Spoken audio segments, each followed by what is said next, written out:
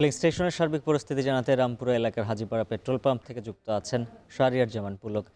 পুলক জানাবেন, রাইড শেয়ারে তেল বিক্রির সীমা তো বাড়ানো হয়েছে, তারপরেও ভিড় থাকার কারণ কি বলছেন সংশ্লিষ্টরা?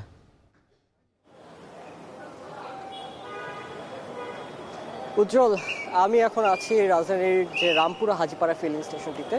এখানে আমরা দেখেছি প্রবেশের সময় যে এখনো কিন্তু মানুষের মনে যারা চালক রয়েছেন তাদের মনে কিন্তু এখনো পর্যন্ত এই যে আতঙ্ক, জ্বালানি না পাওয়ার আতঙ্ক, সেটি এখনো রয়েছে। যদিও সরকার কর্তৃক বলা হয়েছে যে এখনো পর্যন্ত কোনো জ্বালানির যে মজুত রয়েছে সেটি পর্যাপ্ত পরিমাণেরই রয়েছে।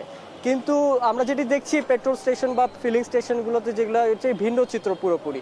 অনেকে আসলে আতঙ্ক কিংবা হুড়োহুড়ি করে কিন্তু আসলে তেল নিতে আসছে। তাদের অনেকে দেখা যাচ্ছে যে তাদের ট্যাঙ্কি ফুল, কিন্তু তারপরও তারা দেখা যাচ্ছে যে যতটুকু নেওয়া সম্ভব ততটুকু তারা নিতে চাচ্ছেন। এর জন্য আসলে অনেকটাই বিশৃঙ্খলা সৃষ্টি হচ্ছে। আমরা কিছুক্ষণ আগেও দেখেছি যে কয়েকজন রাইড শেয়ারিং যারা রয়েছেন, চালকরা রয়েছেন, তারা এখানে বিশৃঙ্খলা সৃষ্টি করছেন। এর পাশাপাশিও আমরা দেখেছি যে লাইন ভঙ্গের একটি নিয়ম দেখা যাচ্ছে, যে লাইন ভঙ্গ করছেন অনেক চালকরাই।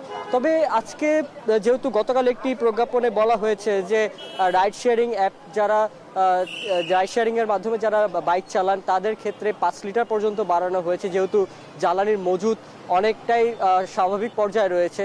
এবং অন্যদিকে যারা ফিলিং স্টেশনে রয়েছে, কর্তৃপক্ষ রয়েছে, তারা বলছে যে ইফতারের আগে পর্যন্ত তারা যেহেতু জ্বালানি ঠিকভাবে মজুদ ছিল, তাদের মজুদ ছিল, যার ফলে তারা আনলিমিটেড যে ফুয়েলটা দেওয়া সেটি যারা চাহিদা মোতাবেক দিচ্ছিল। কিন্তু এখন যেহেতু আনলিমিটেড একটি ফুয়েল দেওয়ার কারণে এখন শেষ বেলায় এসে একটি সংকট সৃষ্টি হয়েছে এই ফুয়েলিং স্টেশনে। এর জন্য এখন সীমা নির্ধারণ করে এখন গাড়ির জন্য 5,000 টাকা এবং বাইক যেগুলো রয়েছে সেগুলোর জন্য 2,000 টাকা করে তারা, এই কর্তৃপক্ষ যারা রয়েছে এখানে, তারা